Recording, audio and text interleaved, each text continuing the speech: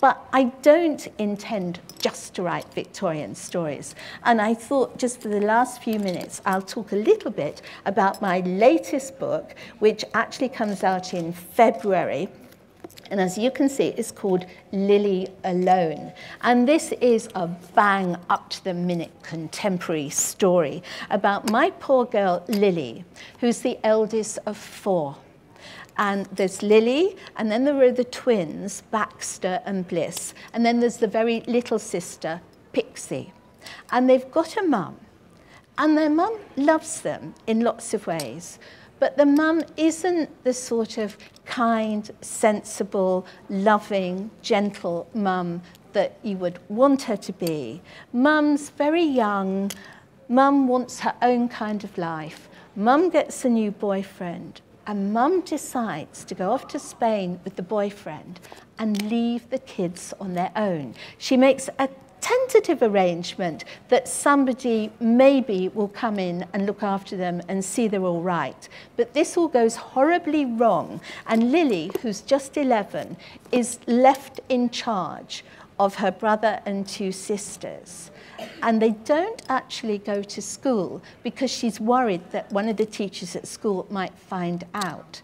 And so they live at home and they go out to the local playground, and for a while Mum's left them enough food, but then Mum doesn't come back when she's supposed to. And then a teacher comes round wondering why they haven't been coming to school. So they decide that until Mum does come back, they will camp out somewhere in this great big park. Now, I thought this gave me lots of opportunity as a writer, because partly, if you were in this situation, it might be fun. You could eat more or less when you wanted. You wouldn't have to go to bed straight away at night. If you were camping out in a park, it would be exciting. You could play all sorts of games. But then also it would get scary. You would feel so worried about things. And poor Lily, she's got not only to care for herself, but she's got to try and care for her family too. In effect, she's got to be the mum. And I had great fun going round Richmond Park, which is a great big 10 miles round park just outside London, very near where I lived. And I tried to think, where would I hide in this park? And there's lots and lots of very old oak trees which are hollow inside. And I found the exact right tree which the children could actually climb up inside and hide in. There are many cafes in Richmond Park.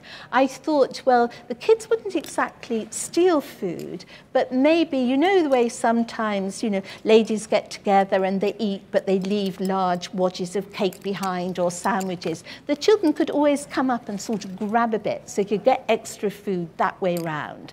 And I thought, what would really frighten them at night in the park? What would the fun things be? And I had a really fantastic time writing Lily Alone.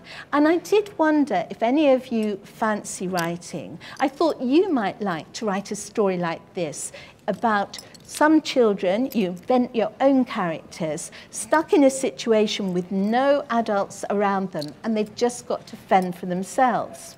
And if this idea doesn't grab you, maybe you'd fancy writing a Victorian book, maybe you'd fancy writing about a child in a children's home, like Tracy Beaker, or you might even want to write your own autobiography. It's up to you. Now, I've taught for quite a while. I think this is going to be the best bit of all, when we actually have some questions. So I know that some of you have got some questions, and I hope that there might be lots and lots of questions from all the other children viewing all over the country.